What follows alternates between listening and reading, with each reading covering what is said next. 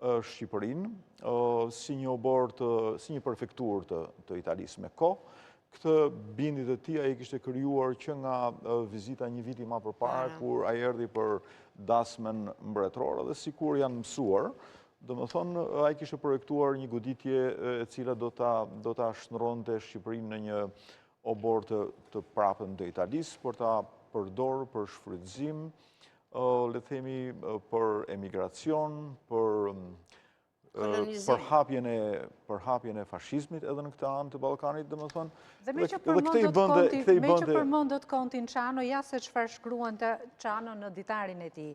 Duket e mundshme, thot ai, që zogu të nështrohet, veç të gjithave është një fakt familjar, tek i cili kam shumë besim, lindja shpejt e një fëmije, zogu e do gruan e në përgjithësi gjithë familjen. Besoj se do t'i siguroj farefisit të vet një të ardhme të qetë, dhe çuditërisht nuk e imagjinoj dot Geraldinën me barkun 9 muajsh të shtektoj, duke luftuar nëpër malet e matit e të Mirditës. E kishte kuptuar mirë Çano. Kishte kuptuar, jo vetëm këtë, por kishte kuptuar. Dhe kjo ishte edhe arsyeja që u sulmua Shqipëria pak ditë pas lindjes së trashëgimtarit. Kishin kuptuar të dyja vendet fashiste edhe politiken e lëshimeve të një pasnjëshme që Britania e Madhe kishte bërë edhe Gjermanisë, këtu kam parasysh marrëveshjen e Munihut, kam parasysh para marrëveshjes së Munihut edhe marrëveshjen që kishte bërë Britania e Madhe me Italinë për detin Mestre, që nënkuptonte ruajtjen e statu quos. Dhe pikërisht ndërhyrja në Shqipëri është një prishje e statu quos dhe shkelje një marrëveshje të bërë që në marsin, në pritin e vitit 1938, midis këtyre dy fuqive.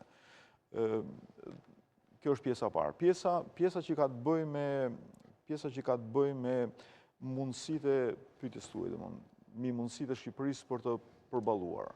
Unë mendoj që ne jemi mësuar në Shqipëri me klasa politike dhe udhëheqje të cilët kur vjen momenti për të sakrifikuar për vendin, e lëshojnë atë. E lëshojnë në duart o të kaosit të brendshëm, siç ka ndodhur në vitin 1914, për rrethana të padëshuara edhe të princëvitit asaj kohe, po siç ka ndodhur edhe në 97-ën. Domethënë, ne lëshohemi kaosit. Edhe kjo është një prej shfaqjeve. Këtu kemi të bëjmë me një rast krejt tjetër, sepse bëhet fjalë për një fuqi të madhe. Shqipëria, shteti shqiptar nuk bëri rezistencë.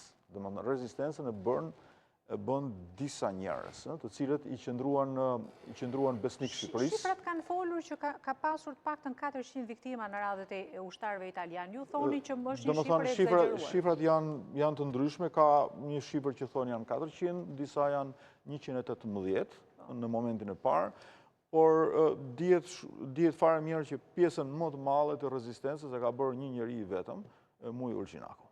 Aq sa ka bërë ai rezistencë, nuk kanë bërë të gjithë të tjerët marrë së bashku. Pash një kronik sot nga Gdursakët, të cilët po përkujtonin pushtimin e Italisë, më saktë kujtonin rezistencën që u bë në Durrës, edhe askush nuk e kujtonte pushtimin e Italisë nga institucionet qeveritare, dhe të paktën këtë rezistencë që bëri populli. Ajo ishte një manifestim politik më tepër i të majtës ekstreme shqiptare, domthonë, sesa, por domthonë rezistencën e ka bërë Muj Urgjinaku. Muj Urgjinaku, po. Pjesë edhe po ashtu duhet të themi që edhe Abaskupi.